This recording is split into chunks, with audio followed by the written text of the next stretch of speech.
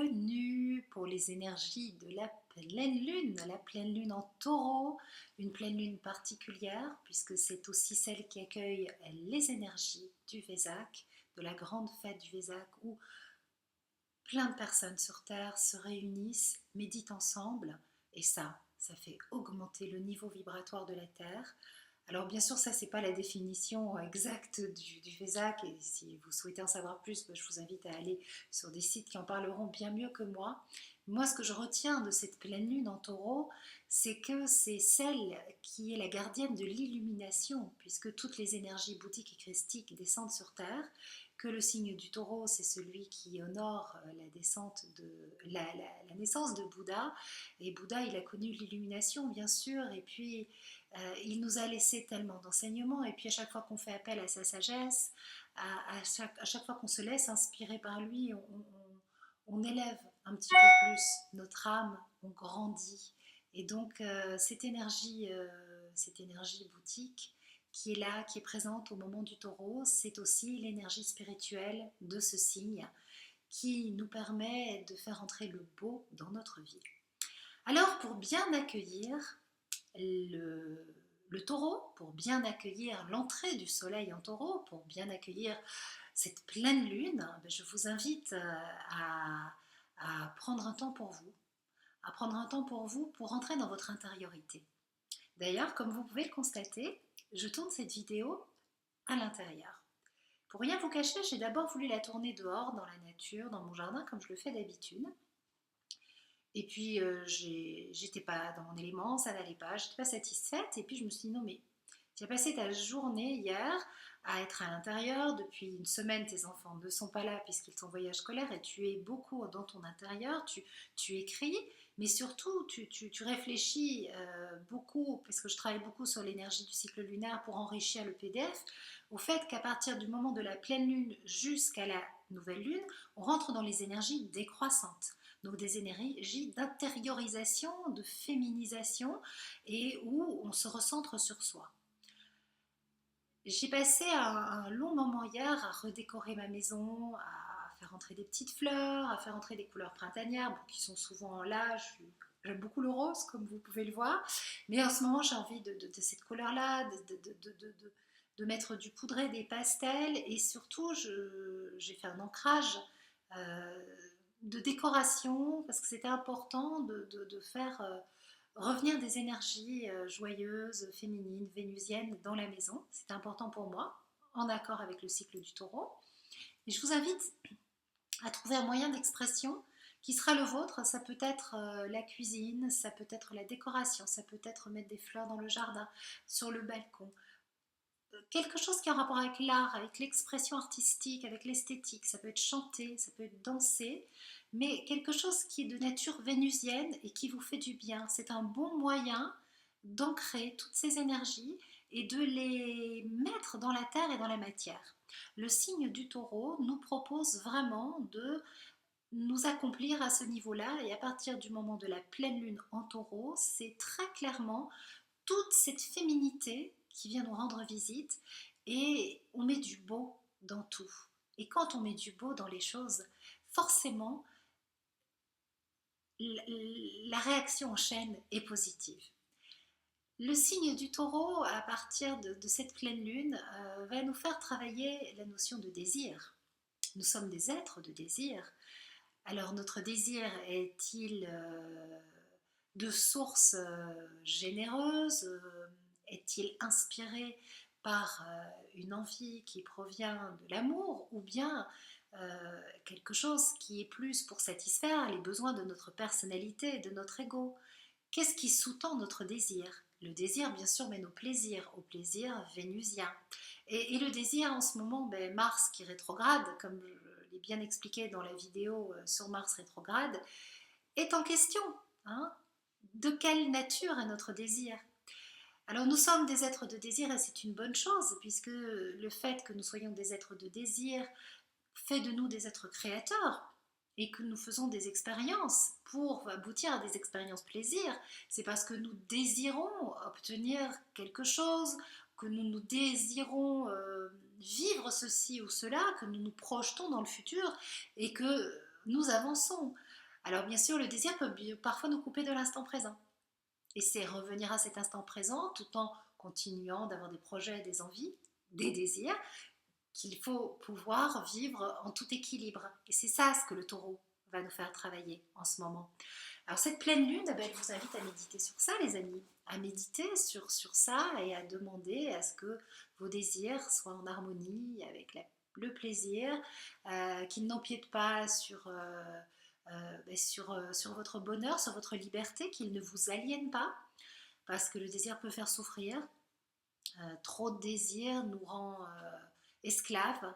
Et lorsque nous sommes esclaves de nos possessions, de notre sensation de perte douloureuse, on souffre inutilement, on souffre bien inutilement. Donc c'est vrai qu'il y a tout un rapport à l'argent aussi, hein. Le signe du taureau, c'est le signe de l'argent que je gagne, l'argent que je crée, la valeur de l'argent, la valeur que je m'accorde au travers de cet argent et la valeur que je me donne, c'est quelque chose de très important parce que bien sûr, ben, cette valeur que je m'accorde va aussi avoir pour conséquence l'argent que je fais rentrer ou non. Et puis l'argent, c'est une énergie.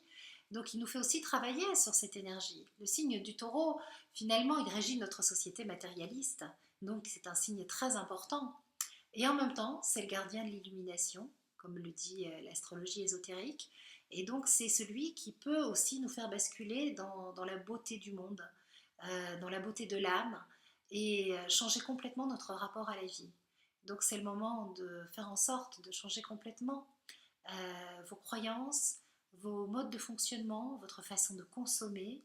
Euh, il y a quelque chose que j'ai oublié de vous dire dans la vidéo sur Mars rétrograde, euh, qui me paraît important. Mars est carnivore. Quand Mars rétrograde, je crois qu'il y a un grand changement dans la façon dont certaines personnes peuvent continuer à s'alimenter. Viande, pas viande, est-ce que nous en avons encore autant besoin qu'avant ou c'était peut-être plus adapté? Est-ce que c'est adapté à notre style de vie et surtout vu la façon dont les animaux sont traités? Voilà, j'essaye de ne pas faire de militantisme vegan, mais je partage avec vous une vraie réflexion. Je sais que d'être végétarien c'est plus vénusien, que Vénus est en connexion avec cette nature, avec cet amour.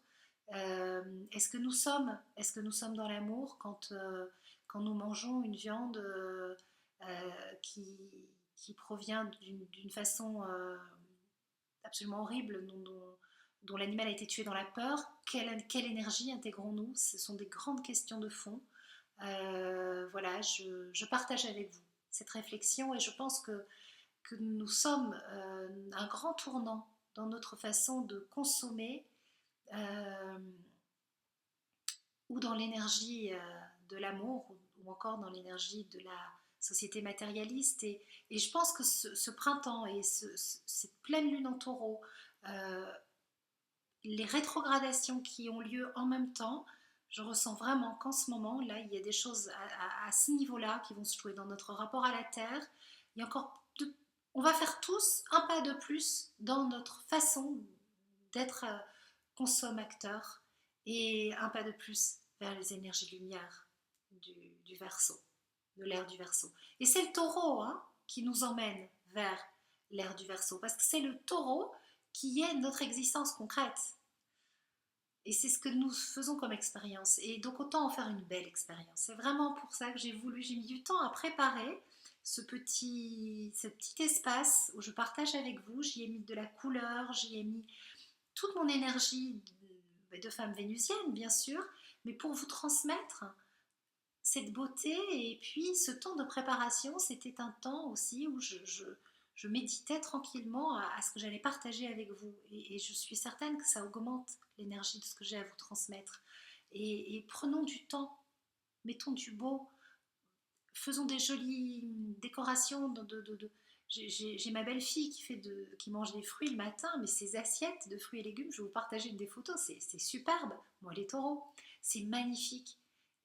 Prenons ce temps-là, ce temps du petit détail qui change tellement de choses et qui change tout dans notre façon de vibrer au quotidien. Voilà, voilà ce que c'est qu'accueillir pleinement les énergies de la pleine lune, du déclin à partir du moment de la pleine lune, en fait, qui est un déclin où on rentre dans une nouvelle forme de créativité, une créativité plus inspirée, où on trouve les réponses à l'intérieur de nous, pas à l'extérieur, où on s'enrichit de nous, où on donne, on reçoit de façon équitable, où on vibre de quelque chose qui est tout aussi beau que l'énergie de la phase croissante.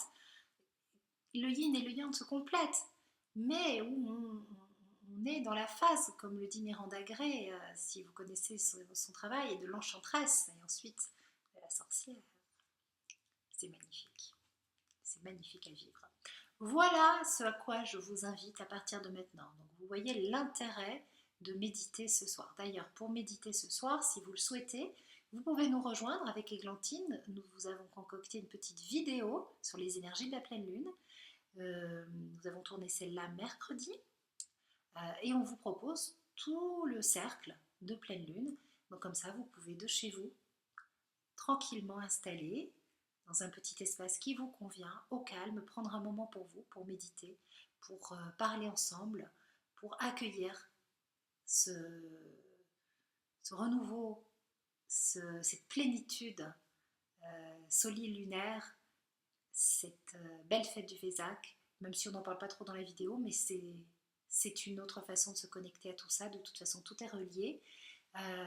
Voilà, on fait une lecture d'un texte inspirant où on accueille le message de la grand-mère de la 4e lune de l'année, parce que j'ai incorporé un petit peu de sagesse amérindienne dans mes ateliers et dans mon travail sur la pleine lune et la nouvelle lune. Donc on partage aussi ça avec vous. Il y a le rêve éveillé d'Églantine. Et il y a le cercle de parole, et puis on a les cartes à la fin. C'est un bon moment pour vous à vous offrir. En tout cas, on vous y convie avec beaucoup de joie et on a fabriqué ça avec beaucoup d'amour. C'est un très beau moment pour nous deux. Et bien voilà les amis, je pense que nous avons fait le tour de cette pleine lune que je vous souhaite voluptueuse, harmonieuse, généreuse. Prenez tous les jours un petit moment pour vous. Accordez-vous cet espace, accordez-vous ce temps. Il est précieux, il enrichira votre vie, il changera beaucoup de choses. Et puis Mars est rétrograde, Mercure ne va pas tarder à rétrograder dès le dernier quartier. Pluton est rétrograde, tout nous pousse, les planètes importantes, profondes, nous poussent à intérioriser nos énergies et à avoir un nouveau regard, une nouvelle réflexion sur le sens que nous donnons au mot désir et sur la façon dont nous laissons guider par eux. Est-ce qu'ils nous mènent par le bout du nez ou est-ce qu'ils sont par un élan de l'âme? Et bien sûr, alors ils aboutissent au service, à la contribution, au partage. Et sinon, si ce n'est que pour servir des intérêts personnels, quel intérêt? Gros bisous et à très très vite.